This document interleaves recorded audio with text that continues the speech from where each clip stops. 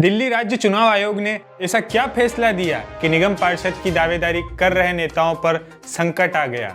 क्यों ऐसा कहा जा रहा है कि बदले की भावनाओं से किया गया है ये फैसला? क्या है पूरा मामला? आइए समझने की कोशिश करते हैं और समझाते हैं आपको विस्तार से। नमस्कार, आप देख रहे हैं नज़र टुडे। मैं हूं आपके साथ नीरज पंचोली। दिल्ली राज्य चुनाव आयोग ने वर्ष 2017 के दौरान निगम चुनाव में किस्मत आजमा चुके 318 नेताओं को अयोग्य ठहराया है।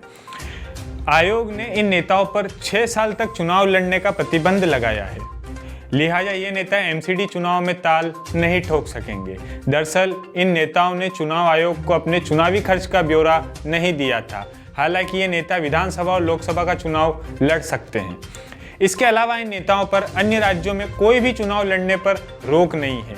दिल्ली राज्य चुनाव आयोग के अनुसार वर्ष 2017 में तीनों नगर निगम में चुनाव में 2756 उम्मीदवारों ने किस्मत आजमाई थी।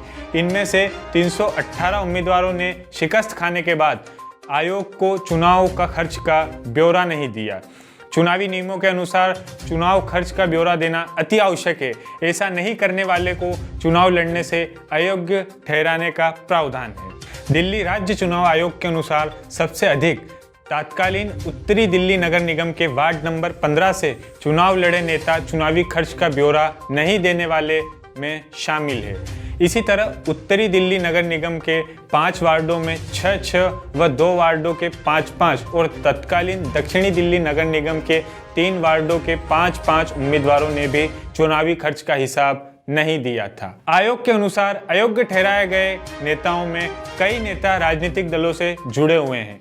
भाजपा उम्मीदवार का नामांकन हो चुका है रद्द। दिल्ली राज्य चुनाव आयोग ने कहा है कि अयोग्य ठहराए गए नेताओं के इस बार एमसीडी चुनाव लड़ने के लिए ताल ठोकने पर उनका नामांकन पत्र रद्द किया जाएगा। वर्ष 2007 के एमसीडी चुनाव के दौरान भाजपा ने एक ऐसे ही अपने नेता को उम्मीदवार बना दिया था। चुनाव आयोग ने उस उम्मीदवार का नामांकन पत्र रद्द कर दिया था। दरअसल इस नेता ने वर्ष 2002 में एमसीडी चुनाव लड़ा था, मगर उसमें चुनावी खर्च का ब्यौरा चुनाव आयोग को नहीं दिया। इस कारण उन्हें चुनाव से बाहर का रास्ता देखना पड़ा। भाजपा ने आरोप को बताया बेबुनियाद। भाजपा ने आप विधायक आतिशी के आरोप को मनगढ़ंत बताया है। पार्टी प्रवक्ता प्रवीण शंकर कपूर ने कहा है कि आतिशी ने तथ्यों की जांच किए बिना बयान दिया है। 6.50 करोड़ रुपए अस्पताल के विकास का बजट नहीं था और जो अतिरिक्त बजट लगा है वह अस्पताल के विद्युतीकरण एवं मेडिकल उपकरण बनाने में लगा है। आपने निगम पर अस्पताल निर्माण में 35 करोड़ के घोटाले का आरोप लगाया है। आम आदमी पार्टी ने एमसीडी के पूर्णिमा सेठी अस्पताल के निर्माण में 35 करोड़ रुपए का घोटाला होने का आरोप लगाया है।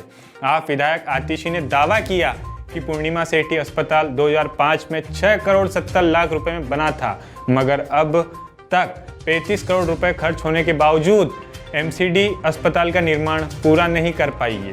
जबकि एमसीडी में सत्तारूढ़ होने के दौरान भाजपा ने इसे मल्टी स्पेशलिटी अस्पताल बनाने का दावा किया था। आम आदमी पार्टी के वरिष्ठ नेता व कालकाजी से विधायक आतिशी ने कहा कि पिछले 15 साल में एमसीडी में भाजपा की सरकार रही। भाजपा ने 15 सालों में सिर्फ भ्रष्टाचार और कुशासन के तोहफे दिल्ली के वासियों को दिए।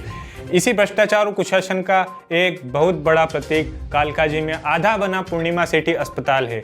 वर्ष 2005 में एमसीडी ने पूर्णिमा सेठी अस्पताल बनाने की शुरुआत की थी और यह 100 बेड का मल्टी स्पेशलिटी अस्पताल बनना था, जिसका कुल खर्चा 6 करोड़ 70 लाख रुपए आना था।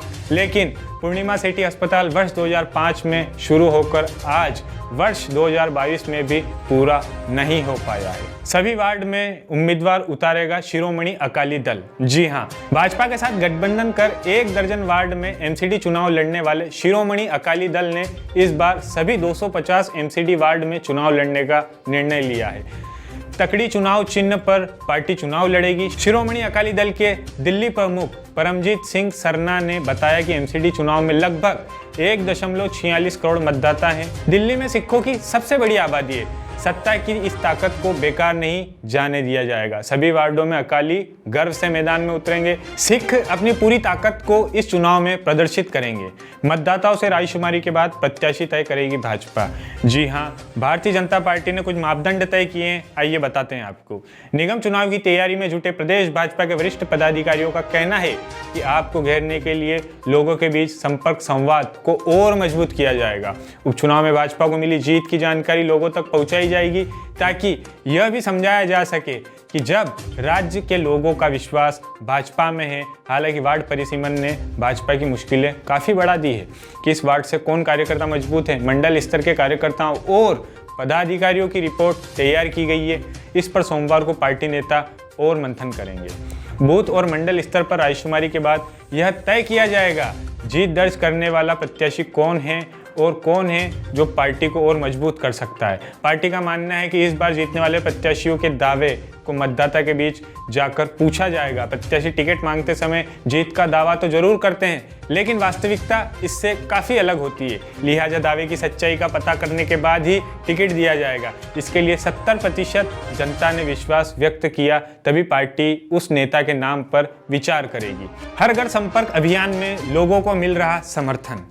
निगम चुनाव की घोषणा के साथ ही भाजपा ने प्रचार प्रसार अभियान काफ़ी तेज कर दिया है। कार्यकर्ता सभी 250 वार्ड में हर घर संपर्क अभियान के तहत सुपर संडे मनाया गया।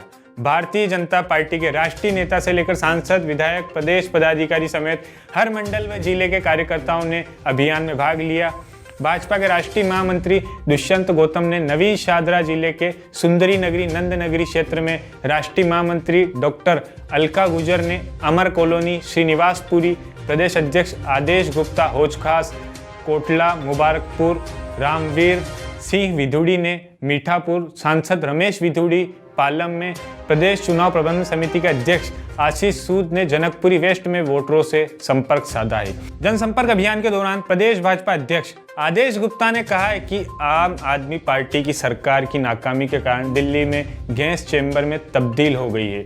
दिल्ली के मुख्यमंत्री पहले कहा करते थे कि पंजाब में पराली जलाने के कारण दिल्ली प्रदूषित होती है और वो पंजाब की सरकार बनते ही इसको ठीक कर देंगे, लेकिन अब तो पंजाब में भी उनकी सरकार है और लगभग उनकी सरकार को 8 महीने होने आए हैं, लेकिन दिल्ली में सांस की बीमारी के कारण लगभग हर घर में लोग परेशान हैं। दुष्यंत गौतम ने कहा कि पूरे भारत में लोग केंद्र की योजनाओं का लाभ उठा रहे हैं, लेकिन दिल्ली में एक ऐसी सरकार है जिसने केंद्र सरकार की योजनाओं के लाभ से लोगों को वंचित कर दिया है। डॉक्टर अलका गुजर ने कहा कि प्रदूषण की समस्या से दिल्ली वाले त्रस्त हैं और उसे सरकार को राहत कार्य की उम्मीद है, लेकिन दुर्भाग्यपूर्ण यह है कि मुख्यमंत्री अरविंद केजरीवाल दिल्ली की जनता के पैसों से गुजरात में चुनाव अभियान चलाने में व्यस्त हैं।